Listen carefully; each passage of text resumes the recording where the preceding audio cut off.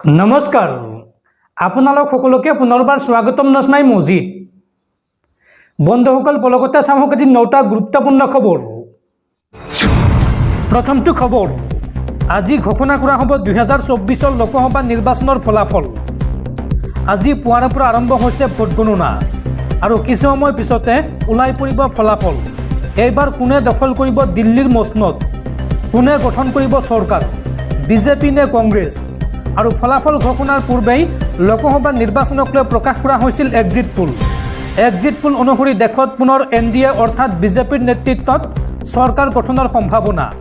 আৰু এই exit Polak সম্পূৰ্ণৰূপে নস্যাৎ কৰিছে বিৰোধী শিবিৰে। এই সন্দৰ্ভত ৰাহুল গান্ধীৰ মন্তব্য, বিজেপি নহয়, এইবাৰ কংগ্ৰেছেহে দখল কৰিব দিল্লীৰ মসনদ, কংগ্ৰেছে গঠন কৰিব চৰকাৰ আৰু এক্সিট পোল সম্পূৰ্ণ উল্টা হৈ যাব। এই মন্তব্য কংগ্ৰেছ নেতা ৰাহুল গান্ধীৰ। পৰৱৰ্তী খবৰ, ভাৰতীয় বতৰ বিজ্ঞান কেন্দ্ৰৰ আগজাননী, ৰাজ্যত পুনৰ হ'ব মুখলধাৰ বৰষুণ। ৰাজ্যত প্ৰচণ্ড বৰষুণ ধুমুহাৰ লগতে বজ্ৰপাতৰ সম্ভাৱনা। আৰু এই সন্দৰ্ভত ৰাজ্যৰ 27খন জিলালৈ বতৰ বিজ্ঞান কেন্দ্ৰৰ সতৰ্কবাণী জাৰি। অসমৰ কোন কোন জিলাত আগন্তুক 24 ঘণ্টাত বৰষুণ হ'ব চাওঁ আহক। পুনৰ ভয়ংকৰ ৰূপ ল'ব বতৰে। প্ৰচণ্ড বৰষুণ ধুমুহাৰ লগতে ৰাজ্যত বজ্ৰপাতৰো সম্ভাৱনা। এই সন্দৰ্ভত ৰাজ্যৰ 27খন জিলালৈ সতৰ্কবাণী জাৰি কৰিছে বতৰ বিজ্ঞান কেন্দ্ৰই। কোন কোন জিলাত সতৰ্কবাণী বা এলাৰ্ট জাৰি কৰিছে বতৰ বিজ্ঞান কেন্দ্ৰই চাওঁ আহক।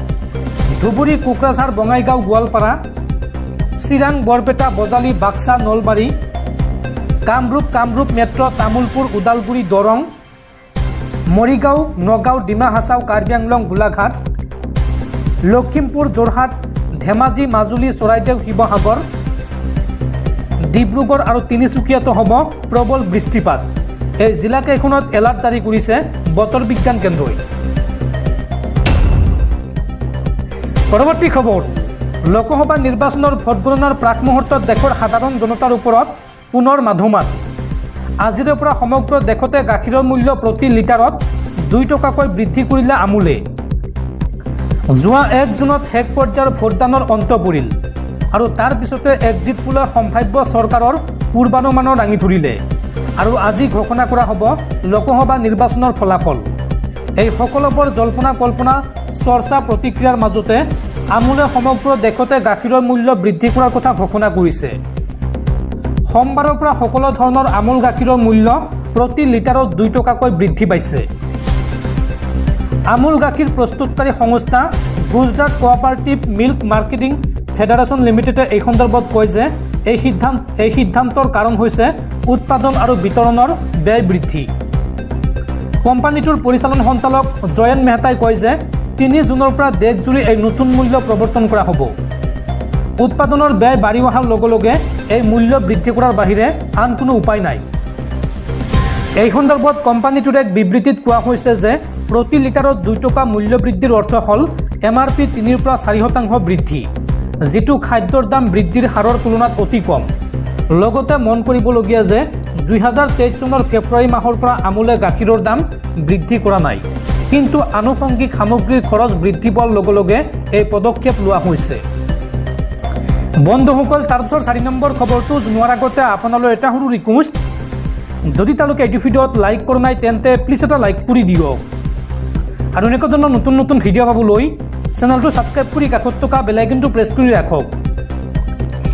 পৰৱৰ্তী খবৰ, বানপানীৰ মাজতে ৰাজ্যত এইবাৰ ভয়ংকৰ নাও দুৰ্ঘটনা। হঠাৎ অহা ধুমুহাত নাও ডুবি কৰুণ মৃত্যু এজন লোকৰ। আৰু লগতে এই দুৰ্ঘটনাত নৈৰ পানীত সন্ধানহীন হৈ আছে আন 4জন লোক। ৰাজ্যত বানৰ মাজতে ভয়ংকৰ নাও দুৰ্ঘটনা। হঠাৎ অহা ধুমুহাত কৰুণ মৃত্যু এজন লোকৰ। আৰু লগতে নৈৰ পানীত সন্ধানহীন হৈ আছে আন 4জন লোক। কাছাৰৰ সোণাই দক্ষিণ মোহনপুৰত সংঘটিত হৈছে এই ভয়ংকৰ অঘটন। পৰৱৰ্তী খবৰ, ঢকুৱাখানাৰ বিজেপি নেতা সুনীল গগৈৰ বাসগৃহত উপস্থিত অসম আৰক্ষীৰ DGP GP সিং। আৰু সুনীল গগৈৰ হত্যাকাণ্ড সন্দৰ্ভত SIT গঠনৰ নিৰ্দেশ DGP GP সিঙৰ। সোমবাৰে বিয়লি ঢকুৱাখানাত উপস্থিত হয় অসম আৰক্ষীৰ সঞ্চালক প্ৰধান জ্ঞানেন্দ্ৰ প্ৰতাপ সিং। CIDৰ IGP সংযুক্তা বৰাকৰ, লখিমপুৰ জিলাৰ আৰক্ষী অধীক্ষক অৰ্পণা নটৰাজনৰ সহযোগত ঘটনাস্থলী পৰিদৰ্শন কৰি হত্যাকাৰীৰ আচৰণৰ বুজ লয় GP সিঙে। আৰু পৰৱৰ্তী সময়ত আৰক্ষী সঞ্চালক প্ৰধানগৰাকী মৃত সুনীল গগৈৰ বাসগৃহত উপস্থিত হয় আৰু মৃত সুনীল গগৈৰ পত্নী, পুত্ৰ, কন্যা আৰু আত্মীয় স্বজনৰ দুখৰ সমভাগী হৈ মত বিনিময় কৰে অসম আৰক্ষীৰ সঞ্চালক প্ৰধান GP সিঙে। উল্লেখযোগ্য যে বিজেপি নেতা সুনীল গগৈক ঘৰৰ পৰা মাত্ৰ 200 মিটাৰ নিলগত নৃশংসভাৱে হত্যা কৰিছিল দুৰ্বৃত্তই। আৰু এই ঘটনা সন্দৰ্ভত তদন্তৰ খাতিৰত এই ঘটনাস্থলী পৰিদৰ্শন কৰে অসম আৰক্ষীৰ DGP GP সিঙে। আৰু সমগ্ৰ ঘটনা তদাৰক কৰাৰ পিছত এই ঘটনা সন্দৰ্ভত SIT গঠনৰ নিৰ্দেশ দিয়ে DGP GP সিঙে। পৰৱৰ্তী খবৰ, লোকসভা নিৰ্বাচনৰ এক্সিট পোলক লৈ এইবাৰ মন্তব্য প্ৰকাশ কৰিছে কংগ্ৰেছ নেত্ৰী ছোনিয়া গান্ধীয়ে। ছোনিয়া গান্ধীৰ মন্তব্য, আৰু মাত্ৰ কেইটামান মুহূৰ্ত অপেক্ষা কৰক, উল্টা হৈ যাব এক্সিট পোল। দেশৰ বিভিন্ন সংগঠনে প্ৰকাশ কৰা ভোট ৰিটাৰ্ণ জৰীপৰ প্ৰতিবেদনে এই কথা ইংগিত দিছে যে বিৰোধী মিত্ৰজোঁট ইণ্ডিয়াই গঠন কৰিব নোৱাৰে এইবাৰ চৰকাৰ। বেছিভাগ সমীক্ষা মতে বিজেপি মিত্ৰজোঁটে 300ৰ অধিক আসন লাভ কৰাৰ কথা উল্লেখ কৰিছে। অৱশ্যে ফলাফল ঘোষণাৰ পূৰ্বে এই ফলাফলক লৈ আশাবাদী কংগ্ৰেছ নেত্ৰী ছোনিয়া গান্ধী। এই সন্দৰ্ভত সংবাদ সংস্থা PTIক দিয়া এক সাক্ষাৎকাৰত তেওঁ কয় যে এক্সিট পোলৰ পৰা সম্পূৰ্ণ বেলেগ ফলাফল আশা কৰিছোঁ। এই মন্তব্য কংগ্ৰেছ নেত্ৰী ছোনিয়া গান্ধীৰ। ফলাফল সন্দৰ্ভত প্ৰশ্নৰ উত্তৰ দি কংগ্ৰেছ নেতাগৰাকীয়ে কয় যে আমি ফলাফললৈ অপেক্ষা কৰিব লাগিব। এক্সিট পোলে যি কৈছে তাৰ হুবহু বিপৰীত আমি আশা কৰিছোঁ। সোমবাৰে দিল্লীস্থিত DMKৰ কাৰ্যালয় পৰিদৰ্শন কৰে ছোনিয়া গান্ধীয়ে। তেওঁ তামিলনাডুৰ প্ৰাক্তন মুখ্যমন্ত্ৰী M কৰুণানিধিৰ জন্ম শতবাৰ্ষিকীত শ্ৰদ্ধাঞ্জলি জনায়। উল্লেখযোগ্য যে ইয়াৰ পূৰ্বে দেওবাৰে ৰাহুল গান্ধীয়েও এক্সিট পোলৰ তীব্ৰ সমালোচনা কৰে। তেওঁ কয় যে এয়া এক্সিট পোল নহয়, ই মোদী মিডিয়া পোল। এইবাৰ ইণ্ডিয়া এলায়েন্সে 295খন আসন লাভ কৰিব বুলি আশা কৰিছে কংগ্ৰেছ নেতা ৰাহুল গান্ধীয়ে। পৰৱৰ্তী খবৰ, দেশত পুনৰ ভয়ংকৰ পথ দুৰ্ঘটনা। আৰু এই ভয়ংকৰ পথ দুৰ্ঘটনাত থিতাতে মৃত্যু হৈছে 13গৰাকী লোকৰ।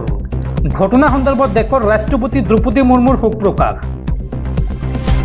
মধ্যপ্ৰদেশৰ ৰাজগড়ত ভয়ংকৰ পথ দুৰ্ঘটনা। ট্ৰেক্টৰ দুৰ্ঘটনাত এই পৰ্যন্ত 13গৰাকী লোকৰ মৃত্যু হৈছে আৰু এই দুৰ্ঘটনাত নিহত হৈছে 4টি শিশু আৰু লগতে গুৰুতৰভাৱে আহত হৈছে আন 15গৰাকী লোক। ট্ৰেক্টৰৰ ট্ৰলি বাগৰি মৃত্যু হয় আটাইকেইগৰাকীৰ। আৰু এই ঘটনাত শোক প্ৰকাশ কৰিছে দেশৰ ৰাষ্ট্ৰপতি দ্ৰৌপদী মুৰ্মু আৰু ৰাজ্যখনৰ মুখ্যমন্ত্ৰী মোহন যাদৱে। পৰৱৰ্তী খবৰ, সাৱধান বিশ্বৰ মানৱ জাতি। এইবাৰ প্ৰচণ্ড গৰমে গলালে হিমালয়ৰ সুউচ্চ পৰ্বতৰ গ্লেছিয়াৰ। ভয়াৱহ প্ৰাকৃতিক দুৰ্যোগৰ আশংকা আৰু লগতে বিধ্বংসী বান আৰু ধুমুহাৰ লগতে গ্ৰীষ্ম প্ৰৱাহৰ হাই এলাৰ্ট জাৰি। প্ৰচণ্ড গৰমে এইবাৰ গলালে হিমালয়ৰ সুউচ্চ পৰ্বতৰ গ্লেছিয়াৰ, যাৰ পৰিপ্ৰেক্ষিতত ভয়াৱহ প্ৰাকৃতিক দুৰ্যোগৰ আশংকা প্ৰকাশ কৰা হৈছে। বিধ্বংসী বান ধুমুহাৰ লগতে গ্ৰীষ্ম প্ৰৱাহৰ হাই এলাৰ্ট জাৰি কৰা হৈছে। আৰু যিকোনো মুহূৰ্তত হিমাচলত হ'ব পাৰে প্ৰলয়ংকাৰী ধুমুহা। বনজুইৰ লগতে গ্ৰীষ্ম প্ৰৱাহে ভয়ংকৰ ৰূপ লৈছে বৰ্তমান হিমাচলত। আৰু হিমাচলত বৰ্তমান তাপমাত্ৰা 46 ডিগ্ৰী পৰ্যন্ত বৃদ্ধি হৈছে। পৰৱৰ্তী খবৰ, পাকিস্তানৰ গুপ্তচৰ সংস্থা ISR হৈ চোৰাংচোৱাগিৰিৰ অভিযোগত ব্ৰহ্মছ এৰস্পেচৰ এগৰাকী অভিযন্তাক যাৱজ্জীৱন কাৰাদণ্ডৰ ৰায়দান আদালতৰ। পাকিস্তানৰ গুপ্তচৰ সংস্থা ISRৰ বাবে চোৰাংচোৱা কৰাৰ অপৰাধত যাৱজ্জীৱন কাৰাদণ্ডৰে দণ্ডিত হ'ল নিশান্ত আগৰৱাল। নিশান্ত আছিল ভাৰতৰ ব্ৰহ্মাছ এৰস্পেচৰ অভিযন্তা। আজি তেওঁক নাগপুৰৰ এখন জিলা আদালতে এই শাস্তি প্ৰদান কৰিছে। আদালতে নিশান্তৰ শাস্তি ঘোষণা কৰি কয় যে তেওঁ 14 বছৰ সশ্ৰম কাৰাবাসৰ সন্মুখীন হ'ব লাগিব। ইয়াৰ উপৰি তেওঁ 3000 টকা জৰিমনাও ভৰিব লাগিব।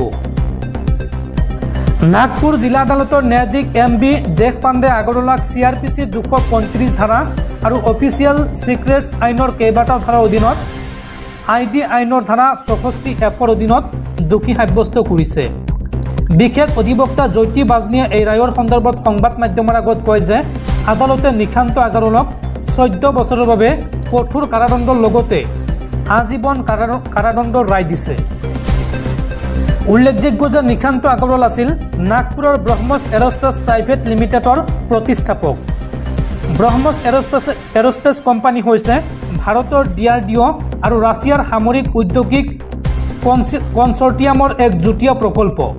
তেওঁ ইয়াৰ গৱেষণা শাখাত কাম কৰিছিল। 2018 চনত তেওঁ সামৰিক চোৰাংচোৱা আৰু উত্তৰ প্ৰদেশৰ STFৰ এক অভিযানত গ্ৰেপ্তাৰ হৈছিল।